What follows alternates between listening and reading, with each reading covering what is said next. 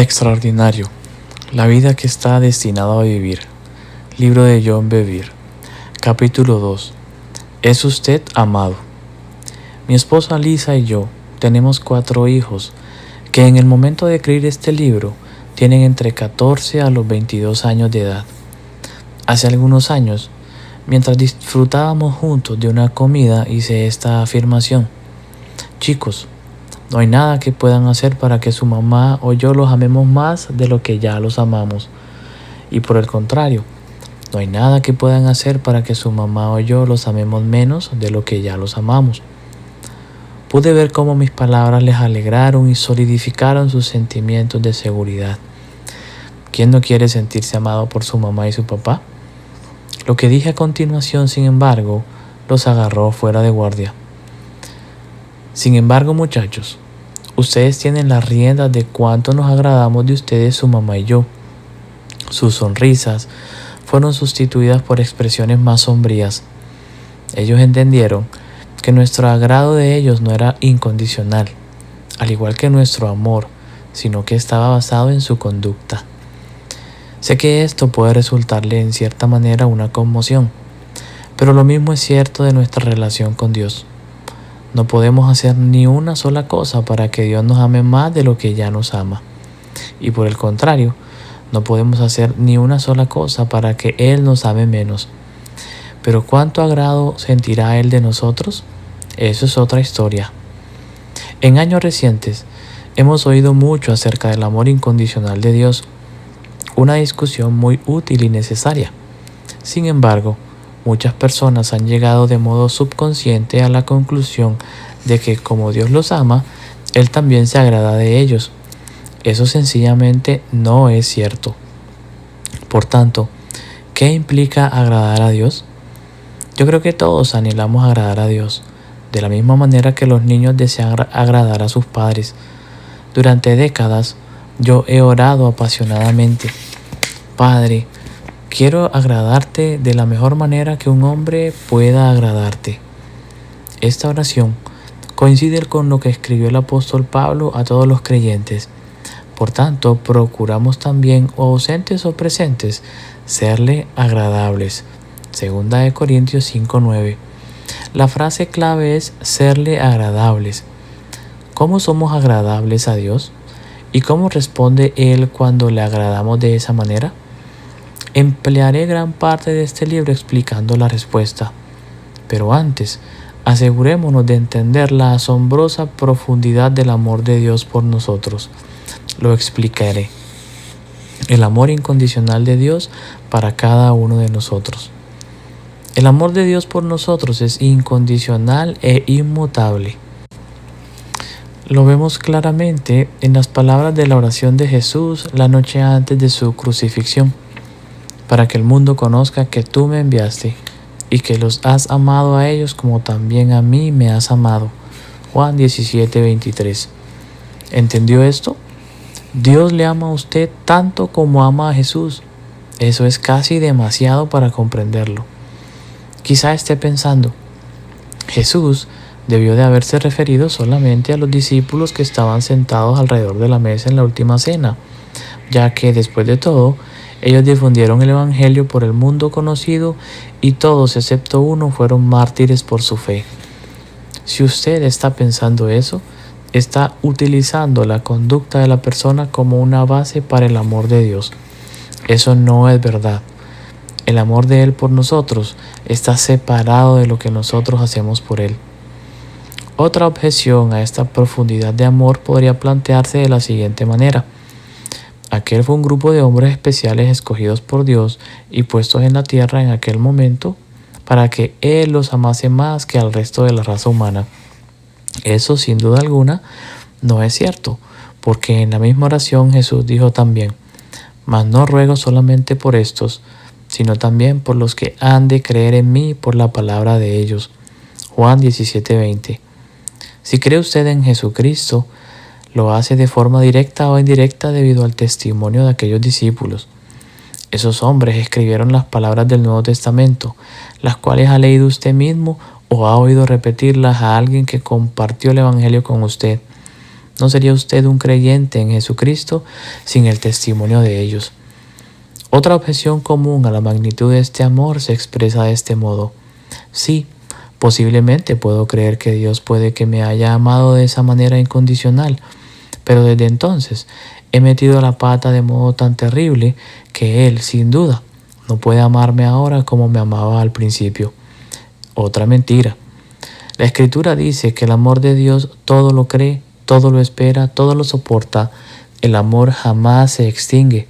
Primera de Corintios 13, versículos 7 y 8. Su amor por usted nunca puede debilitarse o quedarse obsoleto. Es imposible, porque su amor por usted no está basado en su conducta, sino en el carácter de fidelidad de Dios. El amor de Dios por nosotros abarca tanto que sencillamente no podemos comprender su alcance. Documentemos algunos hechos acerca de su amor. Él envió a Jesús a morir por nosotros cuando nosotros aún éramos sus enemigos. Véase Romanos 5:10. El apóstol Juan escribe, porque de tal manera amó Dios al mundo, que ha dado a su Hijo unigénito, para que todo aquel que en él cree no se pierda, mas tenga vida eterna. Juan 3:16. ¿Por qué dio Dios a Jesús? La respuesta es sencilla, para adquirirnos de nuevo. Nuestro antepasado Adán se entregó él mismo y por tanto a todos sus descendientes, incluyéndonos a usted y a mí, a un nuevo Señor, cuando prestó atención a las palabras de Satanás en el huerto del Edén. Adán desobedeció abiertamente a Dios y separó a él mismo y a sus descendientes de su Creador. Pero como Dios amaba tanto a la humanidad, no estuvo dispuesto a asignarnos el mismo destino que a Satanás y sus ángeles, el infierno o el lago de fuego eterno. Dios necesitaba un plan creativo para comprar nuestra libertad y lo hizo enviando a Jesucristo, la segunda persona de la deidad, que fue engendrado por el Espíritu Santo y nació de una virgen. Jesús era todo hombre y todo Dios y vivió una vida perfecta, el único hombre que jamás haya caminado la tierra sin pecado. Él fue a la cruz y pagó el precio de nuestra desobediencia a Dios. Él tomó nuestro juicio para que nosotros no tuviéramos que hacerlo. Ninguna otra cosa podría habernos comprado, porque Dios dice, los que confían en sus bienes y de la muchedumbre de sus riquezas se jactan, ninguno de ellos podrá en manera alguna redimir al hermano ni dar a Dios su rescate, porque la redención de su vida es de gran precio. Salmo 49, versículos del 6 al 8. El precio de nuestra alma es tan costoso que ninguna otra cosa podría habernos adquirido además de Jesús mismo. La Escritura afirma, porque habéis sido comprados por precio. Primera de Corintios 6:20. Después, de nuevo dice el Padre, en quien tenemos redención por su sangre, el perdón de pecados según las riquezas de su gracia. Efesios 1:7. Ninguna persona o cosa es más valiosa para Dios que Jesús. Sin embargo, Dios vio que nosotros tenemos un valor igual al de aquel que Él más valoró. Ahora bien, este es el increíble hecho. Si usted y yo hubiéramos tenido un valor un centavo menos para Dios que el valor de Jesús, Él no nos habría adquirido, porque Dios nunca haría un trato inútil. Dios no realiza malas compras. Recuerde el versículo que mencionamos antes, porque habéis sido comprados por precio. Una mala compra es cuando usted entrega algo de más valor por algo de menos valor. A los ojos de Dios, el valor de Jesús es el mismo que el de usted. ¿Ve lo importante que es usted para Dios? Por eso Jesús ora, los has amado a ellos como también a mí me has amado. Juan 17:23. Ese es un amor extraordinario, el amor de Jesús por usted. No mucho tiempo después de entregar mi vida a Cristo, mantuve un sorprendente y fascinante diálogo con el Señor. No oí ninguna voz audible, pero quedé abrumado por un mensaje que surgió en mi corazón. ¿Sabes que te estimo más que a mí mismo? ¿Puede usted imaginar cómo me alarmaron esas palabras? Era el enemigo que trataba de sembrar un pensamiento blasfemo u orgulloso en mi mente. ¿Cómo podía aquel que creó el universo y todo lo que en él hay decirme a mí, un peón, que él me consideraba más valioso que a sí mismo? Casi dije: ponte detrás de mí, Satanás, me eres ofensa. Pero de algún modo, en lo profundo de mi espíritu, sabía que esa era la voz de Jesús. Pero aún tenía que estar seguro, porque aunque era un nuevo creyente, yo sabía que la palabra de Dios nos manda que probemos los espíritus. Primera de Juan 4:1. Al pensar bien en ello, respondí: Señor, sencillamente no puedo creer eso a menos que tú me des 3 versículos de evidencia que lo confirmen del Nuevo Testamento. Decirle eso a Dios me hizo temblar, pero yo sabía que eso era lo que tenía que hacer. Y enseguida sentí en mi corazón que el Señor no tenía problema alguno con mi petición. De hecho, sentí su agrado de mí por pedírselo.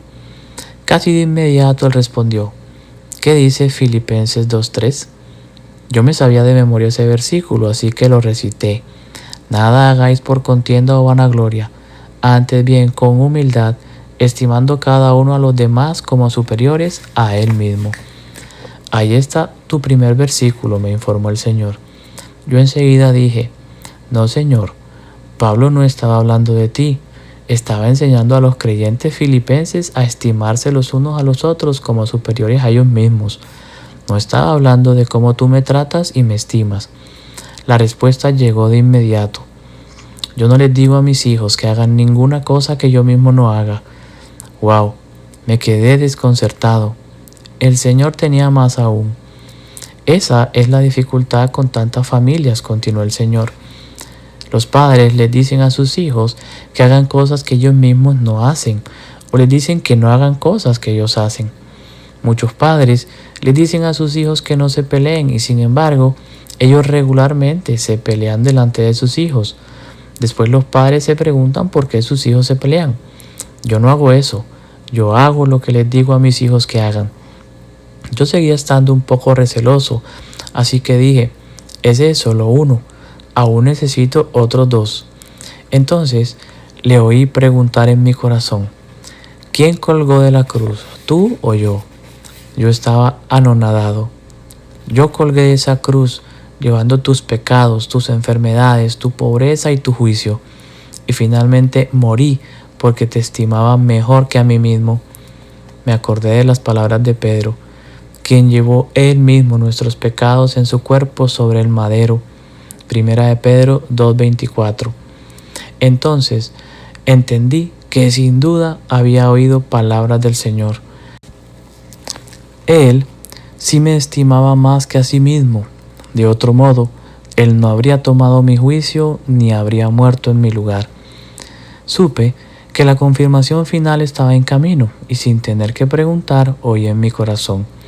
El tercer versículo es: amaos los unos a los otros con amor fraternal, en cuanto a honra, prefiriéndoos los unos a los otros. Romanos 12:10. Yo soy el primogénito entre muchos hermanos, véase Romanos 8:29, y prefiero en amor a mis hermanos y hermanas antes que a mí mismo, concluyó el Señor. Desde luego, esta información que yo recibí se aplica a cada hijo de Dios, de modo que también es verdad para usted. Él literalmente nos estima a cada uno de nosotros más que a sí mismo. Ese es un amor extraordinario, que es casi demasiado maravilloso para comprenderlo. Por tanto, no solo Dios Padre le ama tanto como ama a Jesús, sino que Jesús le ama igual, y sí, aún más que a sí mismo. El Espíritu Santo. La tercera persona de la deidad, el Espíritu Santo, le ama a usted con el mismo amor también, porque Él es aquel que derramó el amor de Dios en su corazón cuando usted entregó su vida a Jesucristo. Véase Romanos 5:5. Por eso Pablo dice: pero os ruego, hermanos, por nuestro Señor Jesucristo y por el amor del Espíritu. Romanos 15:30. Observemos que el amor del Espíritu Santo por nosotros se identifica en este pasaje. Por eso, Él estará con nosotros para siempre. Es su amor por nosotros el que le hace permanecer. Él es el Espíritu de amor, porque Dios es amor. El amor de Dios por usted y por mí es ciertamente incondicional, inmutable y perdurará para siempre. Él nos ama a cada uno de nosotros individualmente tanto como ama a Jesucristo. Eso es casi demasiado maravilloso para entenderlo, pero es verdad, porque Dios no puede mentir. Siempre que usted no se sienta amado, identifique el sentimiento o pensamiento como una mentira, rechácelo y traiga a su mente el precio supremo pagado para llevarle de regreso a los brazos de su Padre. Él le anhela con un amor interminable. No quiero que nunca olvide ni dude del amor que Dios tiene por usted. No es condicional, basado en lo que usted hace o lo bueno que haya sido. Es un amor constante que nunca se debilita ni termina. Debería ser el fundamento de su vida en Cristo. Reflexiones para un viaje extraordinario. ¿Cree realmente que Dios le ama incondicionalmente? ¿Por qué o por qué no? Si no lo cree, ¿está su creencia basada en sentimientos o en lo que Dios ha hablado? Si está basado en sus sentimientos, ¿cree que pueden ser erróneos? Tome una firme decisión de creer la palabra de Dios por encima de lo que usted sienta. Alabe y dé gracias a Dios por su extraordinario amor. Amén.